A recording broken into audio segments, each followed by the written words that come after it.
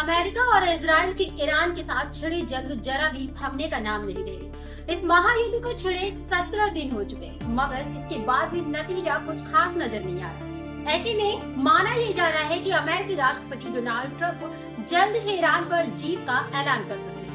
जहां देखने वाली बात यह होगी कि इस फैसले पर ईरान आखिर किस तरह का कदम उठाता है, क्योंकि ईरान का मकसद अमेरिका को मुंह तोड़ जवाब देकर उसे ये सबक सिखाना है कि अगर कोई चुप है तो उसकी कमजोरी समझकर उसका फायदा नहीं उठाना चाहिए, जो अमेरिकी राष्ट्रपति ने कर दिखाया है। उन्होंने ईरान को बिना वजह के छेड़कर अपने ही पैरों पर कुल्हाड़ी मारने का काम किया है। यही कारण है कि ट्रंप द्वारा जीत का ऐलान करने से उनकी जीत नहीं हो सकती। इसलिए ईरान के अगले उस कदम पर हर किसी की नजरें टिकी हुई है, जो काफी चौंकाने वाला हो सकता है।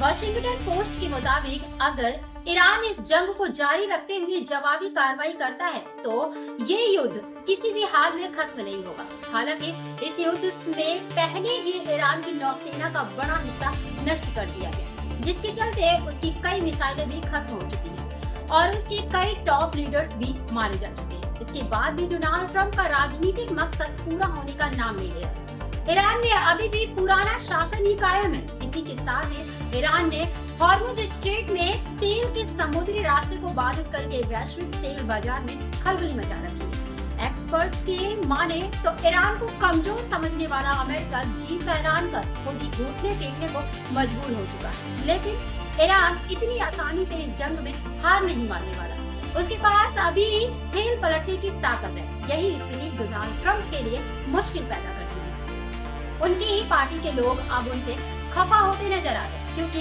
इस युद्ध का असर अमेरिका पर भी देखने को मिल रहा। जी हाँ, इस जंग ने अमेरिका की अर्थव्यवस्था को काफी हद तक बर्बाद कर दिया। इसी बिगड़ती अर्थव्यवस्था को दोबारा से सुधारने के लिए उनकी पार्टी मांग कर रही है। खास बात तो यह है कि इसी साल नवंबर माह में अमेरिका में मिड टर्म चुनाव होने वाले हैं, जिस पर ध्यान देने की बात कही जा रही है। अमेरिका और इजराइल के हमले शुरू होने के बाद पेट्रोल की कीमतों में लगभग 25% तक बढ़ोतरी हो चुकी है। किसानों के लिए खाद महंगी हो गई और अमेरिकी सैनिकों की मौत का आंकड़ा काफी हद तक बढ़ चुका है।